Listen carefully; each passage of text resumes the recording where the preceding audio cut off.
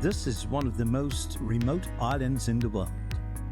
And yet, after we got our first and only airport in late 2017, we're just a flight away from Southern Africa.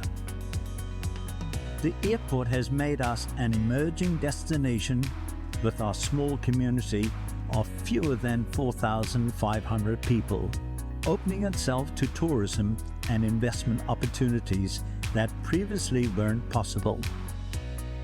So what does St. Helena, this 47 square mile island in the middle of the South Atlantic Ocean, have to offer?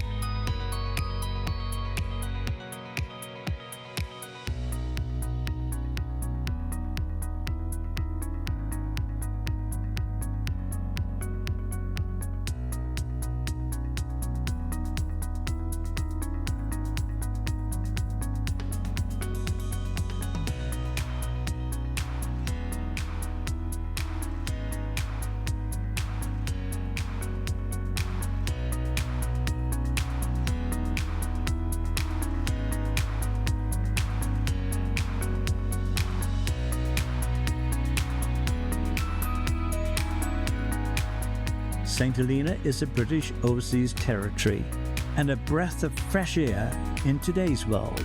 The environment is stunning and globally important, and the local community holds a deep connection to both land and sea.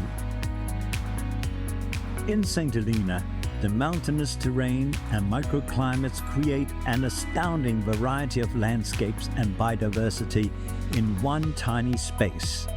And the surrounding ocean is a Category 6 marine protected area that is nearly the size of France.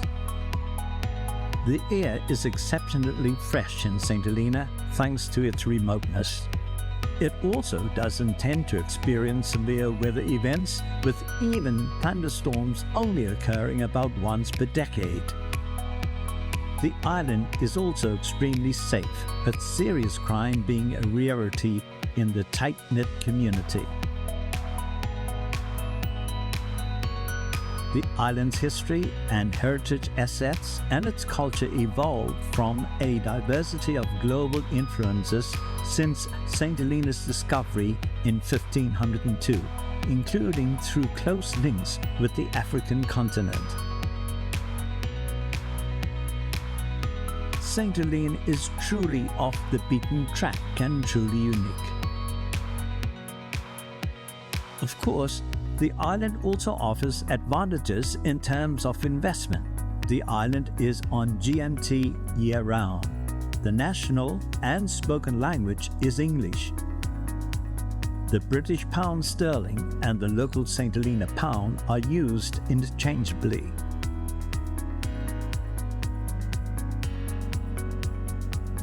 St. Helena enjoys year-round subtropical weather and is free from severe weather events. Many goods produced in St. Helena have the added value of being rare, and they are created only on the island. As a developing island state, St. Helena offers a unique opportunity of being an early mover in your sector. Our small and melting pot community is renowned for being friendly and welcoming. The local business environment and local market are small but growing, with a focus on medium and small-scale developments that fit the size and the needs of the local community. Investment directly benefits the people of the island. The island is seeking investors who are interested in exploring responsible, sustainable, and equitable opportunities. Investors with adventurous spirits wanting to establish good relationships with the key stakeholders and local businesses, leading to growth markets, increased exports, and increased revenue sources. If this is you, St. Helena is your place to do business. There's lots of opportunity in areas such as land for lease, featuring uninterrupted landscapes and breathtaking ocean views. Property including historical buildings that can be adaptively reused for accommodation and hospitality, niche products like honey and rare St. Helena coffee, traditional crafts and handiwork using local sourced materials. St. Helena is on a journey towards becoming a globally connected and sustainable island with increasing visitor numbers, an emerging destination like no other with opportunities unique in the world. Find out more and join us.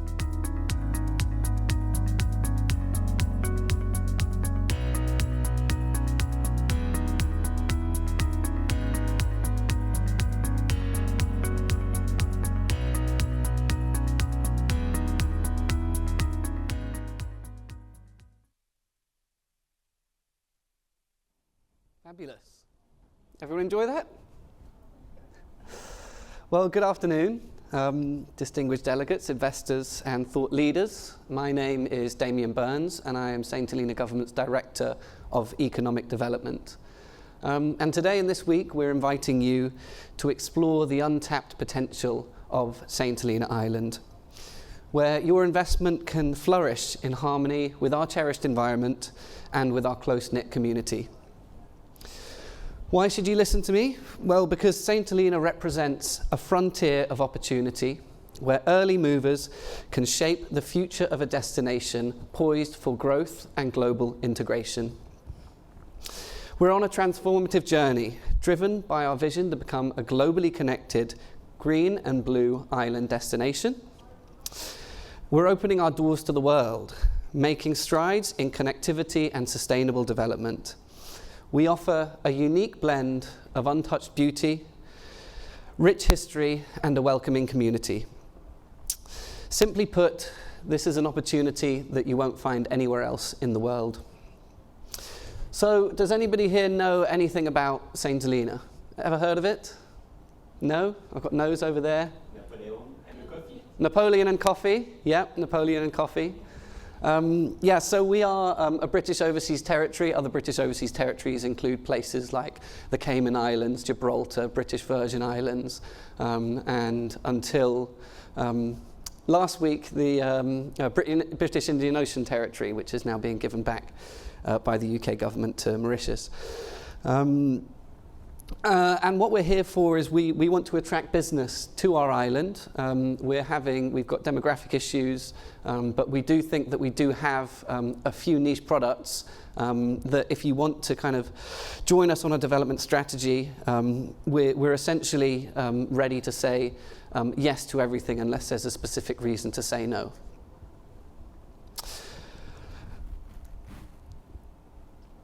So really, why invest in St. Helena? Investing, our island offers a stable, safe environment to do business. English is the primary language. We are on the GMT time zone. Our legal systems are based on UK law and arbitration. And also our currency, the St. Helena pound, is pegged to the British pound. We have an investment rating as well from Standard & Poor's. We also have a kind of varied offer for investors as well. Tremendous growth opportunities, again, with our rich history and diverse culture and natural landscapes. We are not just a place to do business with, but to grow with and really shape the narrative of this emerging destination. So as my colleague said on the video, we're looking for investors interested in exploring responsible investment, sustainable and equitable opportunities, people with adventurous spirits wanting to establish good relationships with local stakeholders. And our offer to investors is robust and varied. It ranges from income tax incentives, one-to-one support with establishing business and businesses.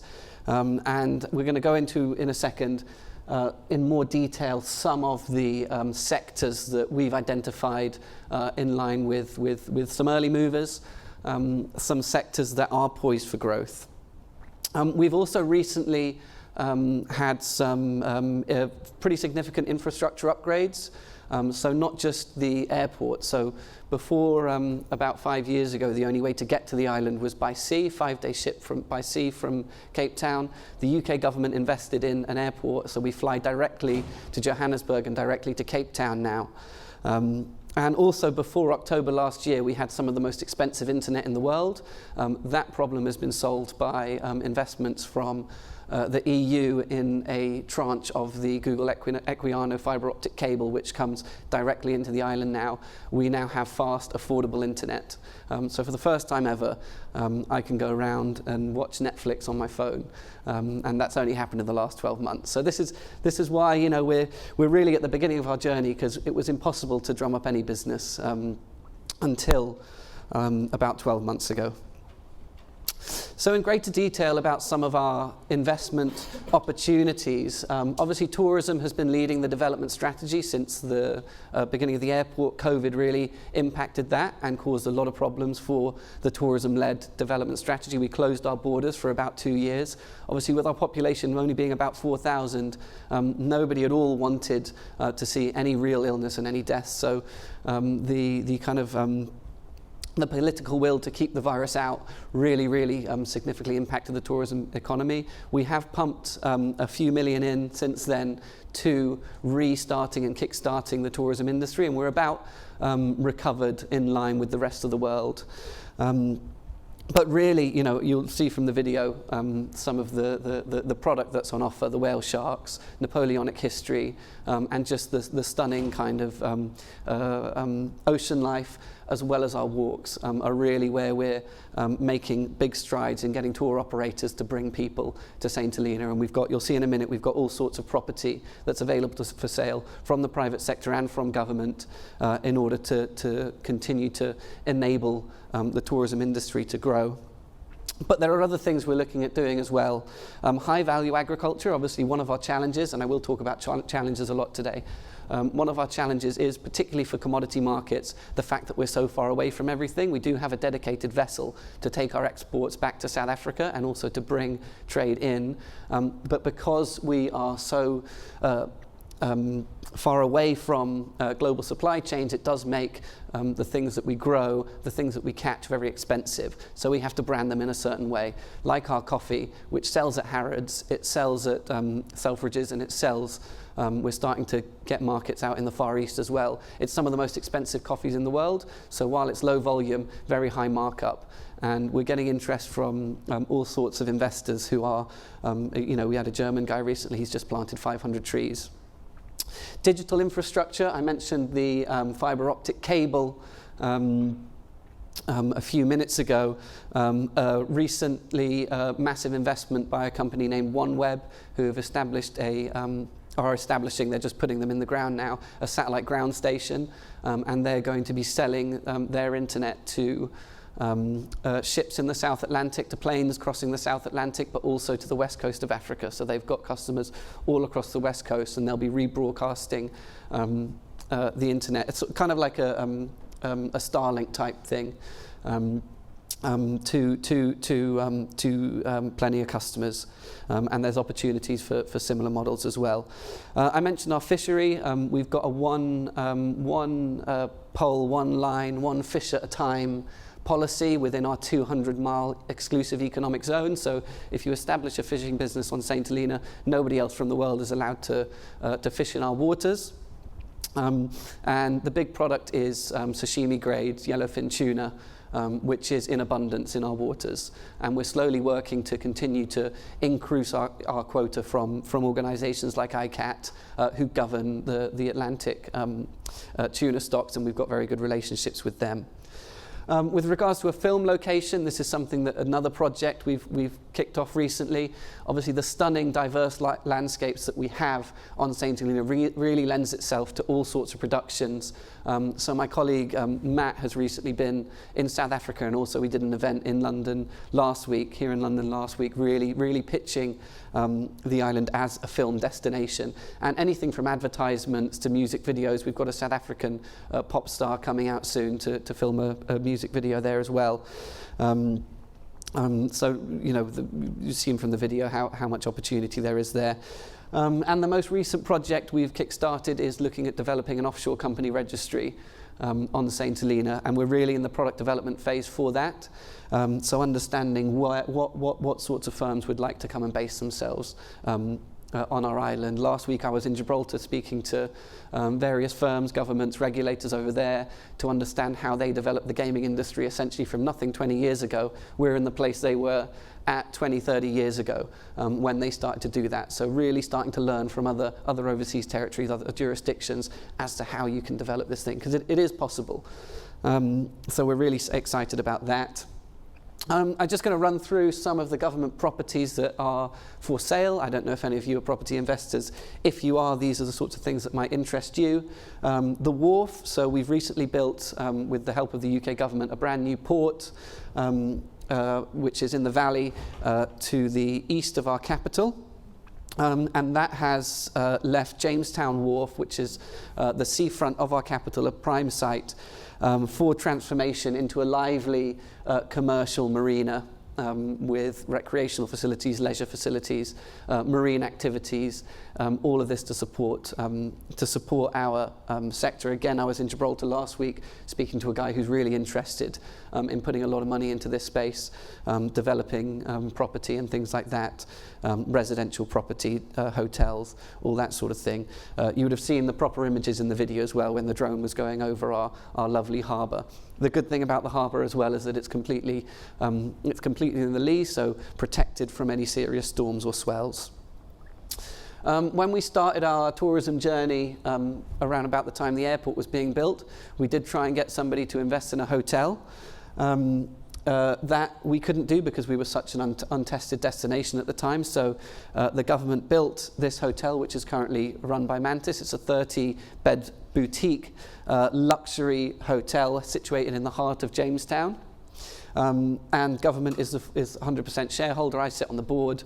I don't want to do that anymore. I do not like having to run a hotel as a civil servant. And so we're really looking to try and offload this to somebody who's willing to kind of take it on, either work with Mantis to continue operating it or to get an owner management type structure in place. So if you're interested in hotels, come and speak to me. Another concept, this is at the top of what's called Ladder Hill. So we have one of the longest sets of steps in the world, 699 steps, which goes from Jamestown to an area of the island called Half Tree Hollow. This is a concept for a potential development. Again, government brownfield site, ready to go for the right price or under the right terms, which we're really interested in finding somebody to put up some sort of multi-purpose development there. We've got various other green and brownfield sites available as well. Things, properties ranging from bare land, ranging from 3 to 4 acres up to some of the larger 10, 15 acre sites. There is also opportunity, where did I go there? In the private sector as well, people selling bare land, either for development into farms or residential things like that. I seem to have gone forward a couple of slides. Oh yeah, these are just showing, again, we've got various historical properties here. So Bertrand's Cottage, for example, is again government owned. I'll just show you Bertrand's Cottage. This is a property that's right next to, I don't know why that keeps happening. Bertrand's Cottage is right next to Napoleon's house at in Longwood. General Henry Bertram was his right-hand man who was exiled with him all those years ago. So this property, again, currently government owned. We recently did it up into a really nice bed and breakfast, and we're looking to move that on as well. In terms of some of the other opportunities, I've spoken about the coffee. For those that don't know, St. Helena coffee is one of the rarest and most expensive coffees in the world. It's been around on the island since the 1700s, when it was imported.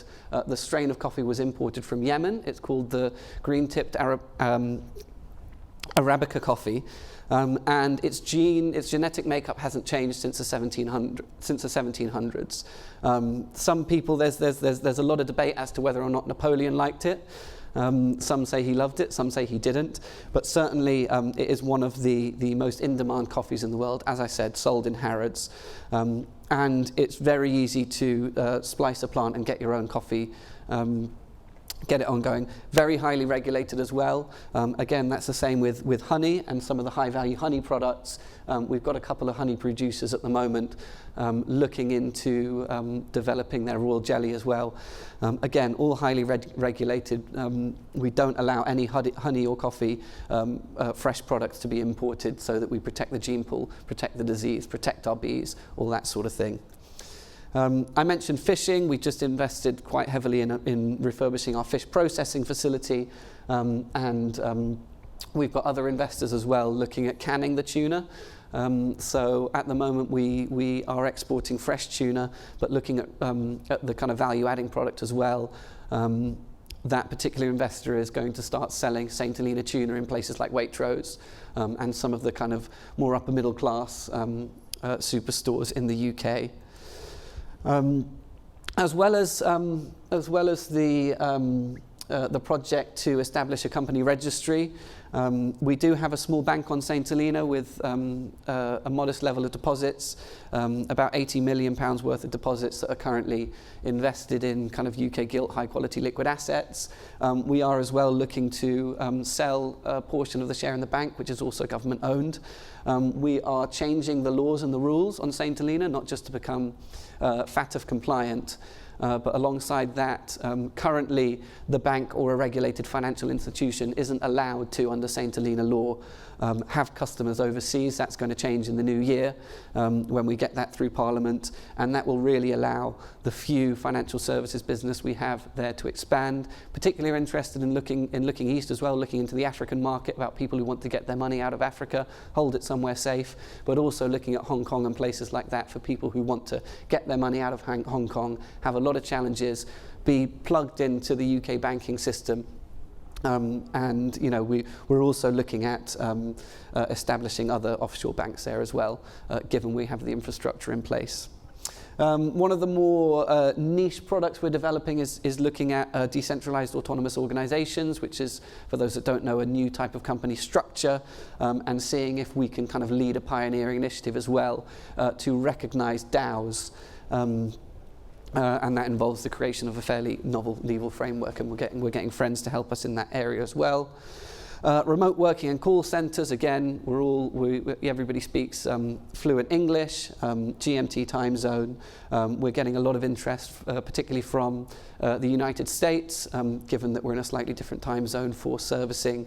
I think the most recent example was somebody who owns a broad network of apartments that needs 24-hour customer service, and again, a lot of the infrastructure these days is they just bring their laptops over, find somebody to do the call centre, and they plug in from home. I also have with me here today Mr. Happy Man Anesu Makamure, who is really a pioneer on St. Helena. He is probably our first professional services provider that exports his services from St. Helena. So Happy Man, who you can talk to afterwards, does accountancy, audit and advisory services, and sells correct me if I'm wrong, to people in Harare, in the Congo, and various other, he's got clients across Africa. And that's another product we're trying to develop. Get people who maybe they're not terribly happy with their lifestyle where they are, still want to keep their clients, and come and live in a place that is completely safe. Come and live in a place that your children can run around without the risk of anything happening to them. You can leave your door unlocked, you can leave your car unlocked, you can be part of a really, really nice, welcoming community. Apart from Happy Man, we do have a burgeoning population of people from Zimbabwe. I think pretty much 90% of the accountants on the island are from Zimbabwe, so we're starting to really attract a lot of labour working in government, working in some of the other audit institutions as well. And so with recently we've undergone a series of immigration reforms as well, aimed at making it easier for people to come and live and work on St. Helena and bring their businesses over. I mentioned satellite ground stations. I won't go too much more into this because I'm conscious of time, but that's just an image of the one website. And again, we're getting interest from anything from internet service providers, but also people who own, launch rockets other places in the world. Because St. Helena is kind of a dark spot, people need to, and businesses need to kind of track their rockets as they launch, and as they launch satellites and things like that. We're very well positioned to give them a bit of land and importantly the connectivity to monitor what's going on in space. So a really fascinating area for me to be working in as well, just because it's quite interesting, quite geeky.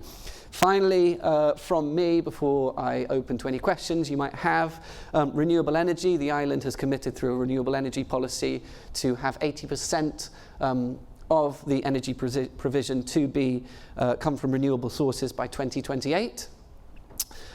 We are currently in the phase of, we partnered with somebody to design the potential system. Within the next 12 months or so, we will be looking at finding somebody to deliver that system. And whether or not that's, so we're still not sure how it's going to work, whether or not we look to get private financing in, whether we get UK government financing in, whether we look at power purchase agreements and things like that with the private sector to put the infrastructure in and sell it on to our utilities company. We will be, if you're interested, if you're in this space, keep in contact, and I can give you all a bit more information over the next 12 months or so about how that's going to work and see if there's potential business to do there. And I think that's it from me. Just lastly to say, if you are interested in St. Helena, we have a dedicated team in place in the government to help facilitate all your investment needs. They're there to provide guidance, support, help you navigate what is a fairly, a fairly unique sort of, on the ground situation. There's certain parts of government that are a lot more ready to kind of be responsive to people's ideas than others. But me and my team, we're here in place to facilitate that. The other thing we're here to do this week is meet as many people who, not everybody's going to be interested in what we have to offer, but if you are, come talk to us. We're looking to facilitate a visit in the new year to get a load of people out who want to do business. We can facilitate getting you over there. We'll look after you while you're on the island, and we will introduce you to all the local players as well. So if you want to come have a visit, come see me at stand PO2. We'll be here till Wednesday. I've got my head of tourism, Matt Joshua, here as well, as I mentioned, Anesu from Prime Risk and Assurance Services. So I don't know if we have much more time, because we're a bit late starting, but if we do have any questions, can I take them now, or should I move it to the stall? I'm looking at who's in charge. No, you're welcome to do the questions. Okay. Absolutely. Good. Yeah. Matt, do you want to come up? Yes, sure. In case you have anything. Matt knows the history a lot better than me, in case you want to know about the history of the island. So, yeah. Thanks. Any questions? How about healthcare? Healthcare. So healthcare is publicly provided at the moment. We don't have any private healthcare facilities. And you have access to the public healthcare system if you get a residence permit, which, as I mentioned, we've got immigration reforms that have happened recently that are going to make that a lot easier. If you're on a visitor's permit, you do need insurance. Residents don't need insurance, which is quite an important change that's happened recently. We have a hospital that can do basic care and some certain surgeries, but we have a partnership with a South African company called ER24 who provide medical evacuation for anybody who falls seriously ill. We also have a private hospital in Pretoria who do all of the complex cases, so complex cancers, things like that. That is all provided and funded by the government. It's tough, it puts a lot of pressure on our budget, but when you're in a small community, looking after your own people is so important, and looking after the community is so important. So while I'm sure, certain arms of government, there might be the political will to start charging and start encouraging people to get stronger insurances, really I think at least in the next medium term that's not going to change, and we will still keep spending a lot of money on giving our population access to really what is probably some of the best in the world, considering the hospitals we work with.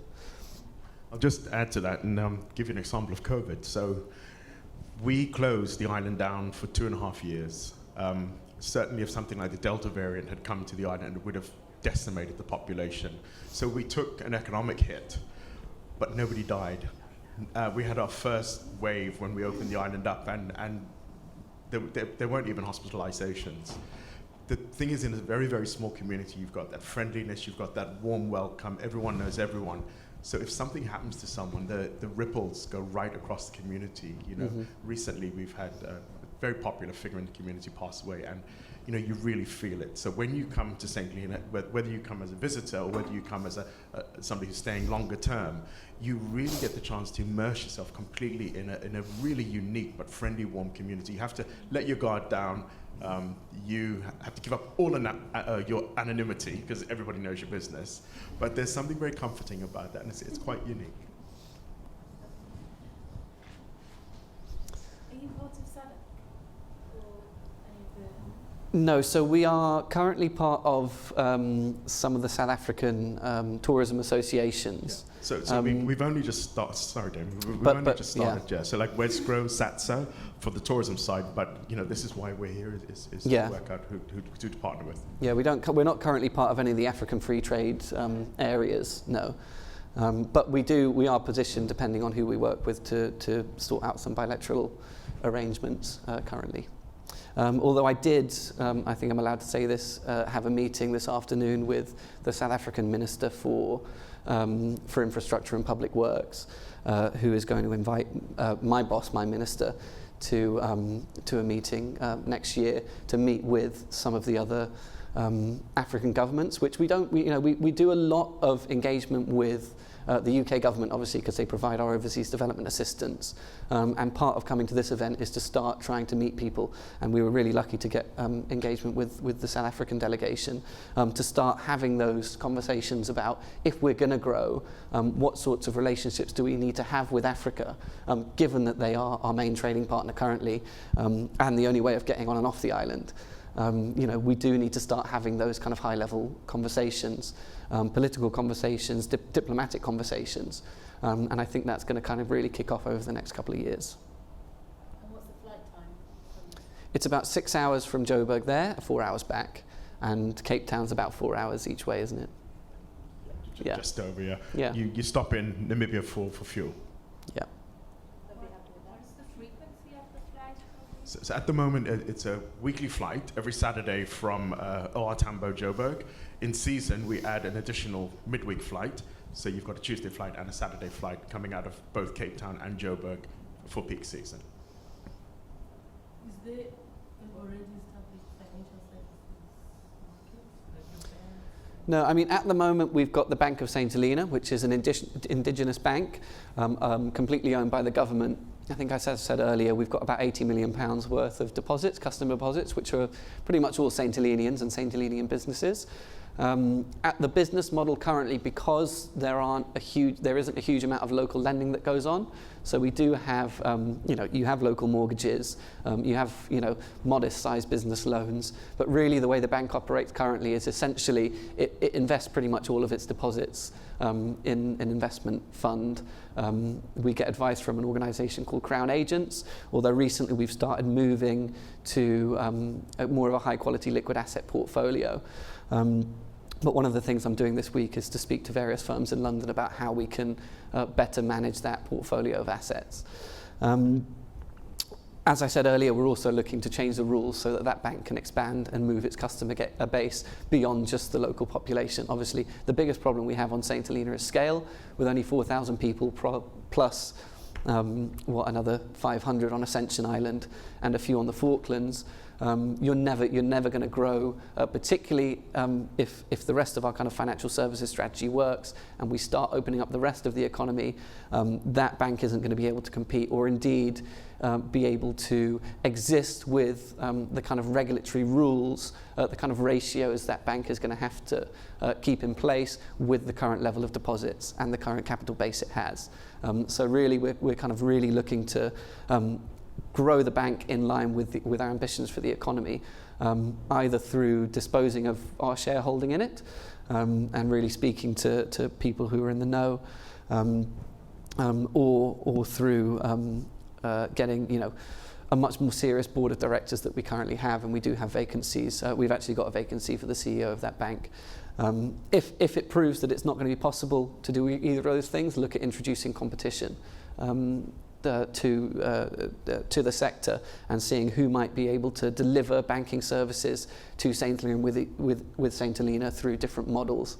At the moment, we occasionally get entrants like Wise and more of the digital banking space come in, but as soon as the customers they get, as soon as the regulator in whatever jurisdiction they come from realizes they're selling services to St. Helena, and it's very difficult for those regulators to kind of do to be confident that those banks know their customers on St. Helena, those services stop. So one of the things we're doing through the financial services regulatory reform is enable partnerships with regulators in other jurisdictions. We have a local regulator. It's currently one guy. His name's Chris. He's based in Hong Kong, but really looking at outreaches. Again, like I said, I went to Gibraltar to speak to the regulator there last week, speaking to the guys in the Cayman and the BVIs, the other overseas territories, about how we can share information a lot more and really kind of learn from what they're doing. But yeah, to answer your question, at the moment it's limited, but we are putting a lot of money into a government about getting the right people to help us grow the financial services sector.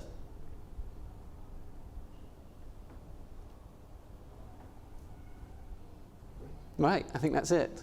Thank you very much for listening. We'll be, as I said, we're just right next door, stand PO2. So we'll be here all week. Thank you so much for listening, and I hope it was interesting. I hope you enjoyed the video, and we'd love to speak more. But otherwise, if not, have a great conference.